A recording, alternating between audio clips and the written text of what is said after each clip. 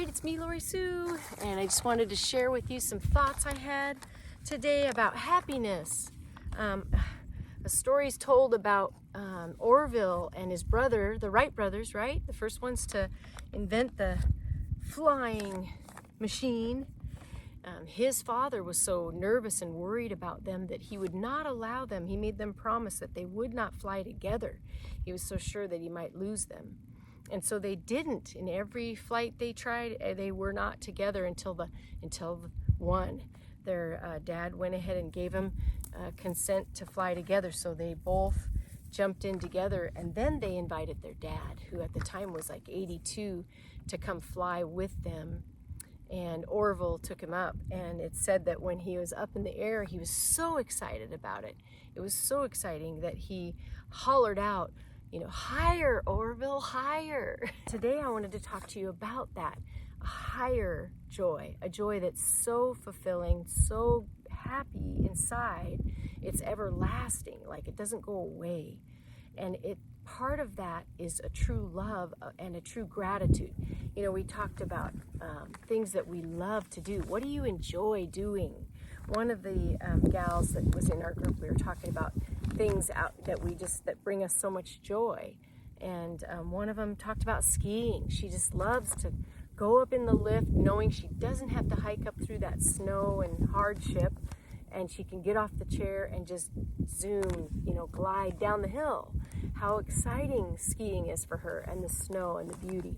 So there's an older gal in our group talking, and I just didn't picture that, but she said she's still, even after riding really scary rides, and the feeling stays with her, and it's a very excited, joyful feeling that it stays with her even weeks later. I thought that was really powerful.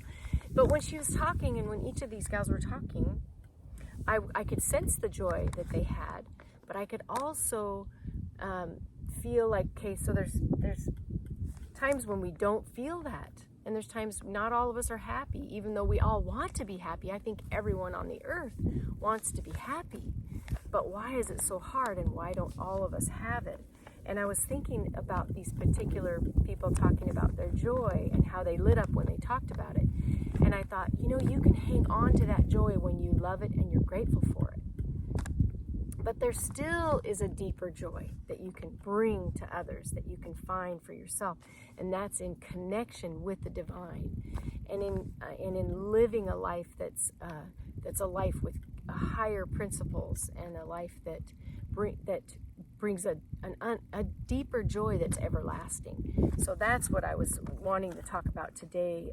It's a joy that, I wrote down some things. It endures heartache. This joy penetrates sorrow, and it diminishes loneliness. When people say, oh, you're a single gal, and I've been single for quite a while, and I'm not lonely. I don't feel lonely. I don't feel desperate.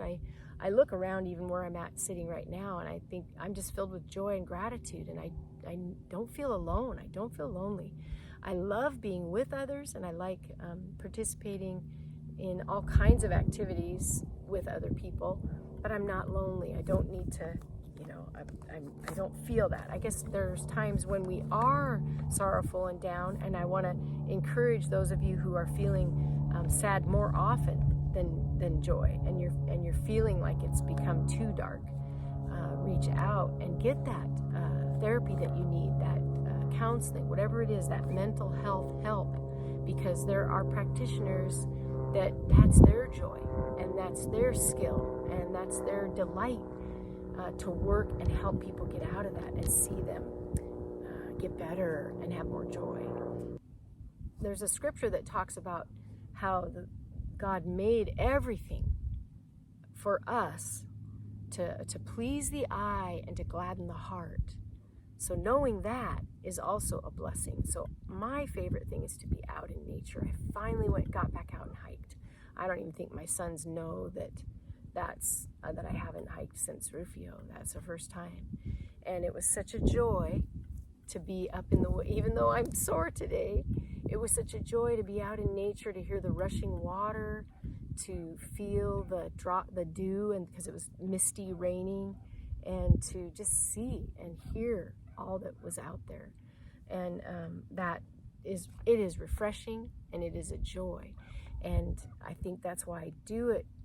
I was doing it every day for years and years and years, for at least 10 or 12 years that my Rufio was alive. We went together. After my divorce, I did fall into depression. And I was coming back from work, and I would just go immediately and curl up in a ball, like fetal position, and just cry myself to sleep. And that went on for a long time. So I was seriously lost, and part of the depression was just not knowing who I was, who I wanted to be. I felt, again, I had given up all of me for the relationship that I was in, and I could see areas where I had even stepped back and given up even my son's freedoms and some of the things that they should have had. I even gave up some of those in the process. So it was a grieving process, and it was a awakening process, a recreating process for me. And so for so long I was just curled up. So I didn't even realize too that as Rufio came into our lives, the lab of my life, that at that time he wasn't in my life, because my sons each took care of him, and each of them had a different relationship with him, and he literally helped them in their journey in life and helped them. I almost want to write a book about it, because it's really profound how one animal can change and be there and be the difference that it makes in someone's life as they're growing and learning. But one day I'm curled up in fetal position. I came home and I just started to cry, and something in me said, stop. This isn't helping. This isn't working. It's not serving you. You're not going anywhere. This is like, what are you doing? You have a dog that needs to get out and hike. Get the heck out the door. Well, I knew that I needed to change a behavior. I knew I needed to do something drastic. For any big change that you want to make, doing something really drastic makes a huge shift, enough to, at least for me, to get me out of that old habit and into something new, including cutting my hair. So I did. I got up, got out, and started from that day forward. And every single day from that moment on, I took my dog out and we hiked every day, sometimes for an hour, sometimes for 7 hours. Every day was different. And I took books to read, and I took food for us to eat, and I took water, and I enjoyed all of nature. And you're sitting here with it in the background, all the places I've gone up in the mountains. I can still look out and see areas that I went, and the beauty of every area and how different they were. There are areas where the sand was glittery. It was like it had glitter inside it. Like, it was so beautiful. There were areas like that. There were areas where I went through where the rocks on the ground were purple. It was like a shale that would break apart, and the sun would hit it and all be purple. So the whole pathway would be purple. There were areas that had little tiny creeks and streams, and then you get to enjoy what grows in that area. So nature is incredible, and I'm grateful that it is here for the beauty, for us to please the eye, to please the eye, and to gladden the heart, because that's what it does for me. So I guess for what I'm doing this video for is for those of you that are struggling, for those of you that are in that fetal position, even emotionally, that I was in. Make a big change. Get that help that you need. Love yourself enough to take that step. And if you're afraid to go see somebody, well, then make a change in your movement. When you make the change moving, it also starts you in a direction towards taking care of yourself and for healing, so that you can have joy, and so that you can bring the joy for the others that are out there, and the others that need it. Even in your shifting from sorrow to joy, even in that sometimes it's a slow process to go from depression, sorrow to happiness. Even in that space, you could be just enough ahead of someone who's really struggling to benefit them and get them out of it. That was another thing when I started thinking about my sons, my dog, being out in nature, doing videos to help others. That's when the shift changed too. And so some of that sorrow dissipated at that time too. So people who know me are like thinking I'm always happy. And I have a lot of joy. I generate a lot of my own joy because of what's around me, right? And I even love the breeze that's going right now. I don't know. I hope it's not blocking my sound. I'm not happy 100% of the time. I know that there's a way to have more fulfillment and happiness, which is why I keep talking about the Big Leap. The Big Leap talks about this, and it makes so much sense to me that we're not accustomed. We are not built or trained or even, we're made for joy. We're made for more. We're absolutely built for joy. We're built for genius. We're built for abundance, success, and love. Abundance is there for us, but we aren't used to it. We aren't accustomed to it. It's something for us to learn. It's like a skill in a way. And so I guess what I'm saying is know that there's an upper limit. There's a place where we stop ourselves because we aren't used to feeling that joy.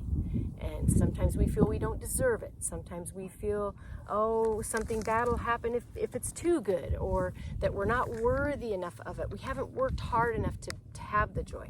But I'm here to tell you, those are all lies. Those are all fake things that are in the way. We've built them in somehow. Somehow they've been created in our whole humanity that we can't feel past that, and from like excellence to genius, like he says in the book. So I believe that, and I believe that we can learn to be living and expanding in the abundance, the success, and the love, so that we do have an overflowing amount of joy, so that we can bring the joy wherever we go. And in reality, the gratitude that we can have and the joy we can have, it does linger when we leave. When you leave a place and you're filled with joy and you're bringing the joy and you're grateful and you're filled with that gratitude, you leave an essence, you leave a perfume behind, you leave something behind wherever you go that lifts and lightens other people's lives, kind of like Pollyanna, if you've ever seen that. It's not just a show, it's not just a joke, it's not just entertainment, it's real, and you can do that. You can be the difference, you can be the change by having gratitude. That's one big thing that I feel is so important, for you to continue to see all that there is to be grateful for, and get out there and serve, get out there and get moving. That's so powerful too. And change your circumstances, because you can do it, and you deserve it. You deserve it. You were made for it. You're made for it. That's for sure. So that you might say, higher, higher, right? When you connect to source love, whatever your higher power is to you, the great I am within you even, you will have greater joy. And with gratitude, you can shift and have more experiences in joy. But we can have joy, and we can bring the joy by practicing gratitude and love, and recognizing we can push that higher limit of joy, abundance, success, and love to a higher. We can keep going. We can push past those limits and go beyond. So I wish that for you.